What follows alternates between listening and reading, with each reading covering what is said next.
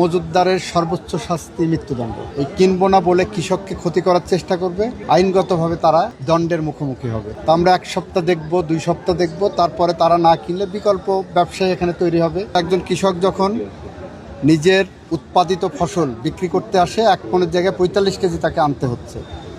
এটা কৃষকের জন্য এক ধরনের অসহ্য যন্ত্রণা।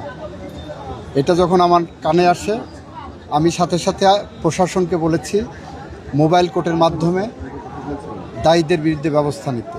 ইতিমধ্যে ব্যবস্থা নেওয়া হয়েছে।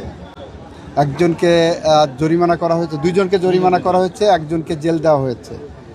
পরবর্তীতে শুল্ক বণিক সমিতি, এই যে বণিক সমিতির সভাপতি সাইদ সাহেব আছেন, তারা বসে এটা নিশ্চিত করেছে যে ধরনের আর কোনো কাজ শুল্কপাতে হবে না।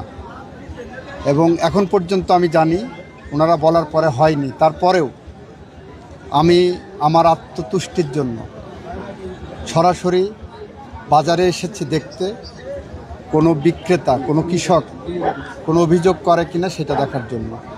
এখন পর্যন্ত বিক্রেতারা খুশি আছে। তবে কেউ কেউ বলছে যারা ক্রয় করে এগুলো, তারা একটা সিন্ডিকেট করে তারা কিনবে না বলে সিদ্ধান্ত নিয়েছে। তা আমরা 1 সপ্তাহ দেখব, 2 সপ্তাহ দেখব, তারপরে তারা না কিনলে বিকল্প ব্যবসায়ী এখানে তৈরি হবে। এবং যারা এই সিন্ডিকেট করে এই কিনবো না বলে কৃষককে ক্ষতি করার চেষ্টা করবে, আইনগতভাবে তারা দণ্ডের মুখোমুখি হবে। সমস্ত সিন্ডিকেট ভেঙে, সমস্ত সেক্টরের সব সিন্ডিকেট ভেঙে আমরা প্রান্তিক কৃষক যাতে লাভবান হয় সেদিকে এগিয়ে যাব।